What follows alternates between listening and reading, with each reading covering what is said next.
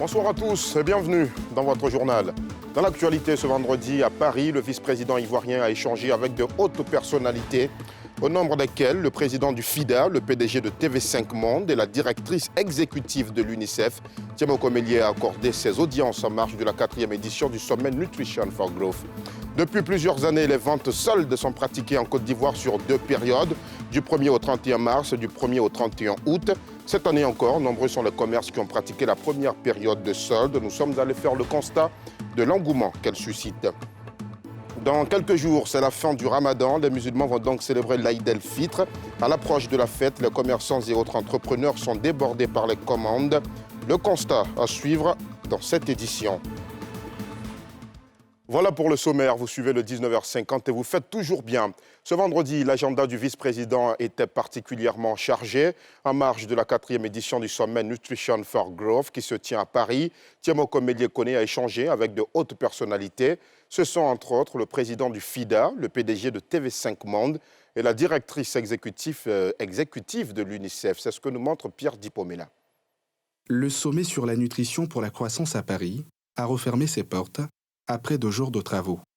En marge de cette importante rencontre, qui vise à mobiliser les pouvoirs publics et des ressources financières pour lutter contre toutes les formes de malnutrition dans le monde, le vice-président Tiemoko Meilier a accordé des audiences à d'imminentes personnalités dont le président du FIDA, le Fonds mondial de transformation de l'agriculture, des économies rurales et des systèmes alimentaires, qui a dit son engagement à accompagner la Côte d'Ivoire dans la transformation de ses produits agricoles. Pour nous, la Côte d'Ivoire, c'est un vraiment partenariat qu'on a très fort et on a beaucoup d'investissements dans la Côte d'Ivoire. J'ai visité quelques projets quand j'étais dans la Côte d'Ivoire au nord avec de transformation des mangos, mais maintenant on a en parlé d'un projet très important qu'on a avec la Banque africaine aussi, de 240 millions de dollars avec de Special Agro-Processing Zones et on va vraiment continuer à mobiliser des fonds pour la Côte d'Ivoire. Avec la PDG de TV5 Monde, il a été question de renforcer le partenariat avec la Côte d'Ivoire qui pourrait intégrer la gouvernance du média, de la francophonie. L'objectif est de pouvoir resserrer nos liens avec la Côte d'Ivoire, qui est un pays important pour nous, avec lequel nous avons déjà une collaboration, puisque nous avons des coproductions avec TV5 Monde. Et l'objectif, c'est d'aller plus loin et d'imaginer un partenariat resserré dans lequel la Côte d'Ivoire ferait partie intégrante de la gouvernance de TV5 Monde, au même titre que nos pays fondateurs, que sont la France évidemment, mais aussi le Canada, le Québec, la Suisse, la Belgique et Monaco. Les échanges du vice-président Tiemoko Meilier se sont poursuivis avec la directrice exécutive de l'UNICEF, où la nécessité de protéger les enfants de la malnutrition était au centre des discussions. Le vice-président ivoirien a également pris part au Quai d'Orsay à une rencontre d'échange entre les chefs de délégation de la communauté internationale de la nutrition et le président de la République française, Emmanuel Macron. Dans l'actualité nationale, la semaine nationale de la presse s'est achevée ce vendredi. Une 2e édition qui a mis en lumière les enjeux et les défis de la société de l'information vis-à-vis de l'école ivoirienne. Depuis lundi, plusieurs établissements se sont affrontés à travers des productions. L'école militaire préparatoire technique, l'Université catholique de l'Afrique de l'Ouest et le lycée moderne de Cocody ont décroché des premiers prix. C'est ce que nous montre Salif Yalekoué et Chèque Bleu. Fin de la 2e édition de la Semaine nationale de la presse. La Maison de la presse du plateau a servi de cadre à la cérémonie de clôture de cette semaine qui était dédiée à l'école ivoirienne. Le MPT, l'école militaire préparatoire technique au niveau du secondaire, et l'UCAO, l'Université catholique de l'Afrique de l'Ouest pour le supérieur, ont décroché les premiers prix du concours de cette édition. La première place du meilleur article de presse est revenue au lycée moderne de Cocody, qui s'est démarqué à travers une interview. Une compétition fort appréciée par tous ces apprenants. Ces concours nous ont permis de comprendre qu'en journalisme, il n'y a pas d'amateurisme.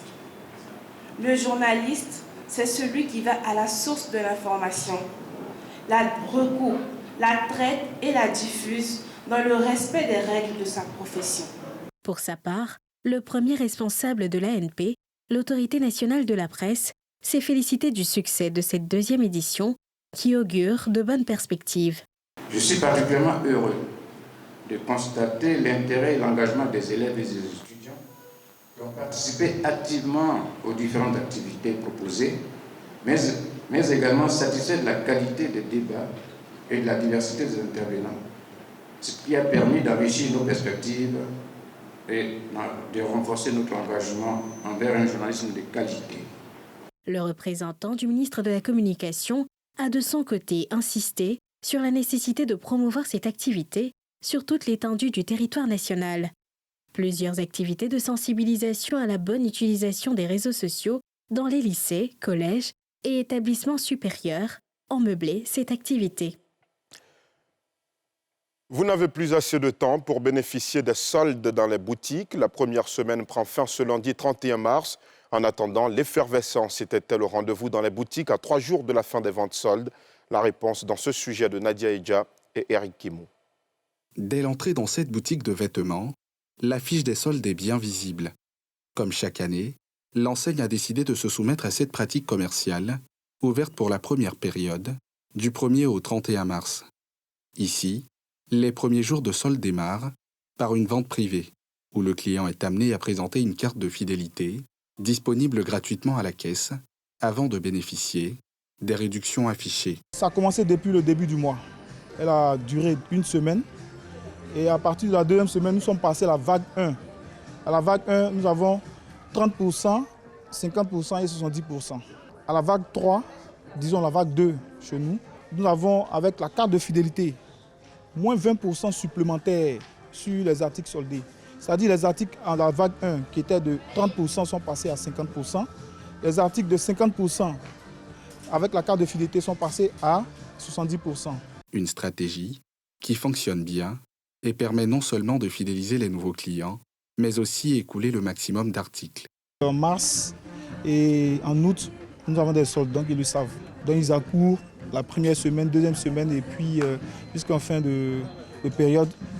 Avec la fête de la Lune du Destin, nous avons reçu plein de personnes en boutique. Il y a de l'engouement à chaque fois. Voilà. Les gens viennent et il y a toujours de l'engouement. Dans cette autre boutique, les enjeux liés à cette période de solde sont les mêmes. Jusqu'à moins 70% offerts sur les articles en solde.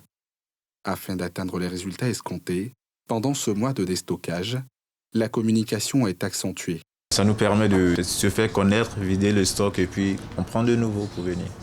On a déjà envoyé les messages aux clients, à tous nos clients fidèles pour qu'ils viennent profiter de notre solde. Donc malgré le mois de carême, ils ont répondu présent. C'est une stratégie pour communiquer dessus en même temps que les réseaux sociaux, on se base dessus aussi pour annoncer à ceux qui ne sont pas clients de venir profiter. Malgré les efforts, pour attirer et satisfaire les consommateurs, dans certaines boutiques, le ramadan et le carême chrétien se font sentir. L'activité n'est pas très dynamique, mais on reste optimiste pour la suite. Par rapport aux autres périodes, il y avait plus d'engouement, il y avait plus de personnes. La semaine passée, le week-end passé, il y a eu beaucoup de monde. Vraiment, on a pu mieux travailler. Vu que c'est la fin, les musulmans terminent le carême.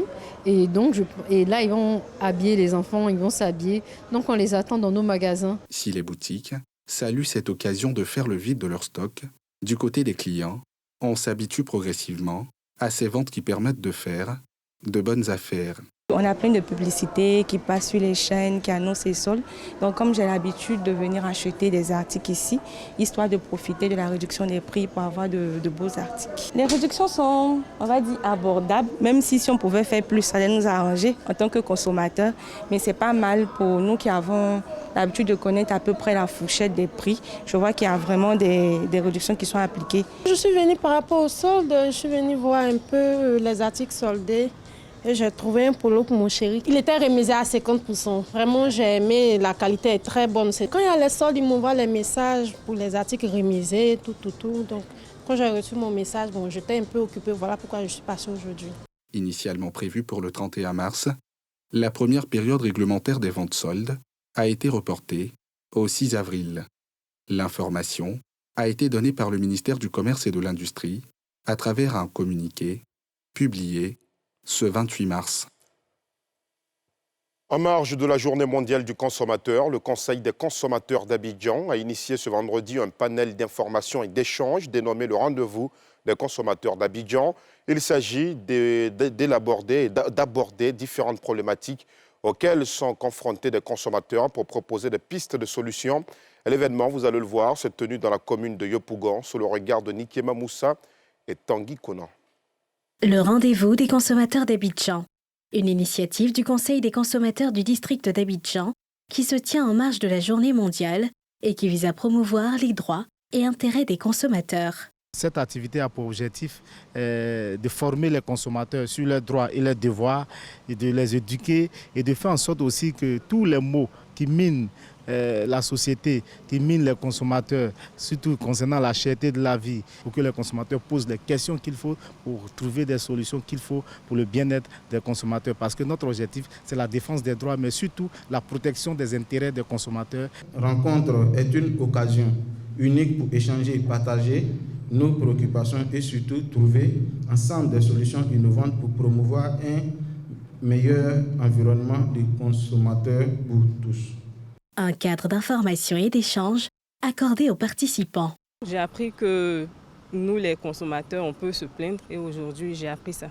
Donc, ça m'a apporté un plus. Ils ont donné quelques astuces pour gérer la consommation, effectivement.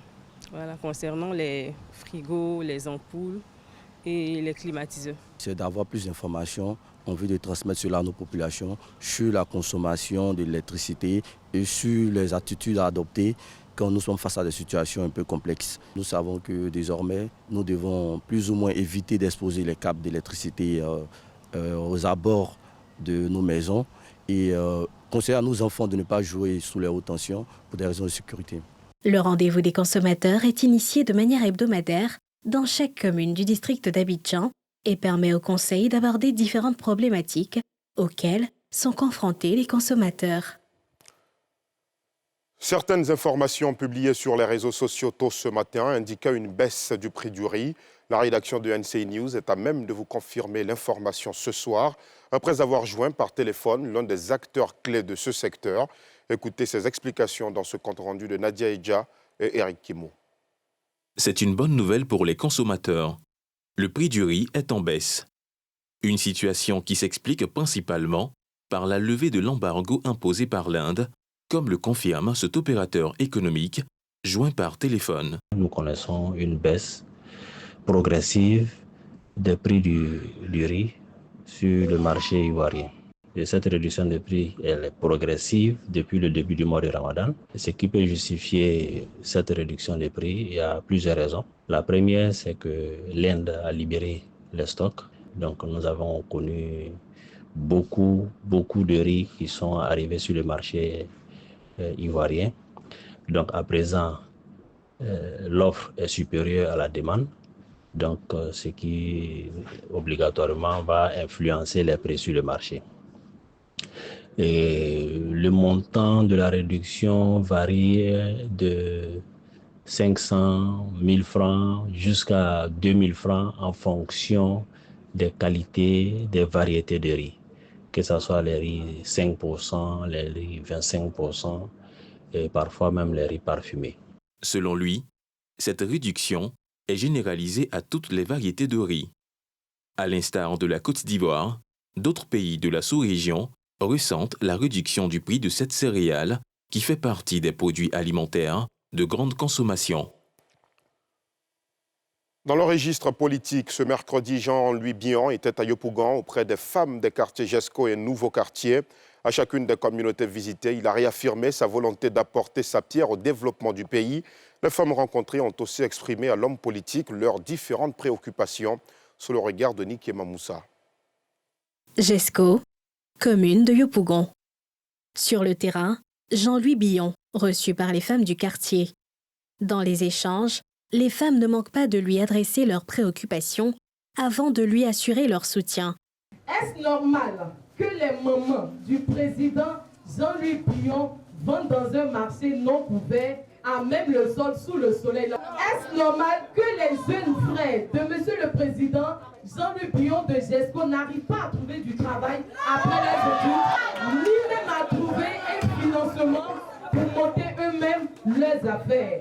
Les femmes tsunamis de GESCO, vos mamans confessent que 2025 soit votre année. À son tour, Jean-Louis Billon a partagé sa vision de transformer la Côte d'Ivoire, pays d'hospitalité, en un pays d'opportunités.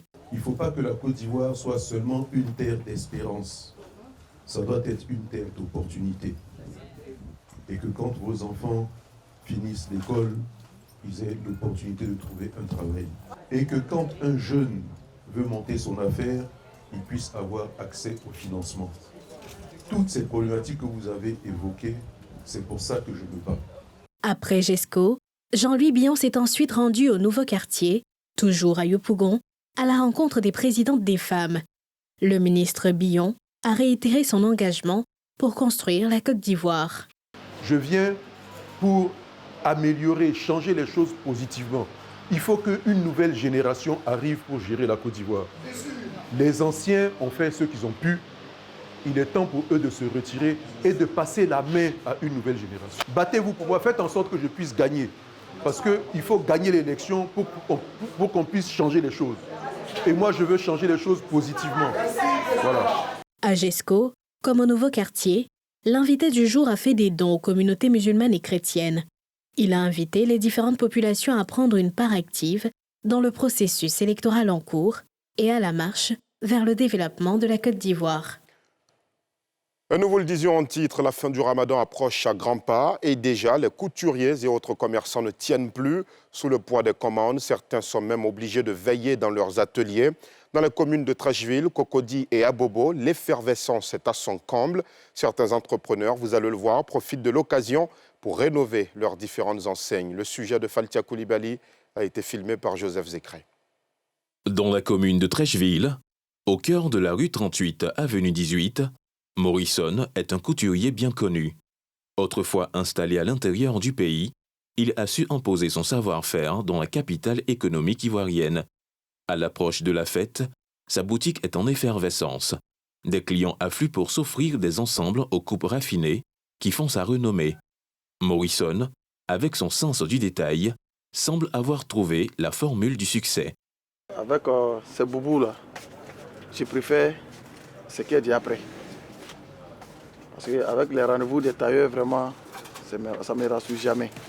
Donc quand je viens, habituellement, je viens, si ce qui est dit après, j'achète, puis allez. Les couturiers, en gros, il faut noter que d'abord, c'est pour respecter le rendez-vous de la clientèle, comme on a aussi des demandes des clients, des vêtements qu'ils veulent vraiment, d'abord sur les mesures, avec les modèles qui vont avec. Donc d'abord respecter le rendez-vous des clients, c'est pourquoi les couturiers sont là. On ne peut pas dire qu'on satisfait les clients à 100%. Si on dit à 100%, c'est impossible, mais quand même, on fait l'effort de satisfaire la majorité. Voilà. À Cocody, dans la capitale d'Angré, Mounilaï, ancienne entrepreneur dans un tout autre domaine, s'est tournée vers la vente de vêtements féminins il y a 8 ans. Pour cette fête du Ramadan, elle a misé sur une collection spéciale de boubous prêt-à-porter. Son commerce attire de nombreuses acheteuses prêtes à débourser ce qu'il faut pour des tenues tendances et adaptées à l'occasion. Nous avons 3 types de tenues qui sont beaucoup aimées pendant le mois du Ramadan, pendant la fête du Ramadan. Nous avons les brocas, nous avons des dentelles et nous avons des bazins. Vu qu'on ne fait pas la couture, donc on ne donne pas de faux rendez-vous. Je suis cliente il y a quand même un moment. Donc là, mon choix s'est porté encore une fois pour ma tenue de fête pour la fête du Ramadan. Direction Abobo. Dans ce restaurant, pas de clients, mais plutôt un ouvrier en pleine action. Le site est en rénovation depuis 1 mois. Son propriétaire a décidé de fermer temporairement pour améliorer l'espace et offrir une meilleure expérience à sa clientèle. Un pari risqué, car l'absence prolongée sur le marché pourrait faire perdre une partie de la clientèle fidèle. Mais l'entrepreneur joue sur l'effet de nouveauté et espère un retour en force après les travaux. Nous avons décidé de réaménager le restaurant à partir de la maintenance de nos climatiseurs, de plusieurs stands qui vont être ouverts. Il y a un mini-bar qui va être ouvert aussi sur la terrasse. Il y aura plusieurs modifications même dans le restaurant.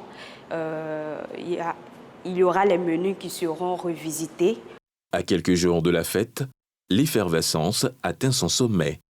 Les dernières commandes s'accumulent, les clients affluent pour finaliser leur achat et les préparatifs battent leur plein. Chacun s'active avec l'espoir de satisfaire sa clientèle et de tirer le meilleur parti de cette période clé. Mais entre attentes élevées et imprévus de dernière minute, le véritable défi reste à venir, être prêt à répondre à la demande jusqu'au dernier instant, sans faux pas. Et voilà, c'est sur cette note que s'arrête ce journal. Merci aux équipes techniques et de rédaction qui ont travaillé à son élaboration. Je vous remercie aussi de l'avoir suivi. Retour de l'information à 12h50 ce samedi. Quant à moi, je vous retrouve avec le même plaisir à 18h30 dimanche dans un NCI Reportage. Excellente soirée.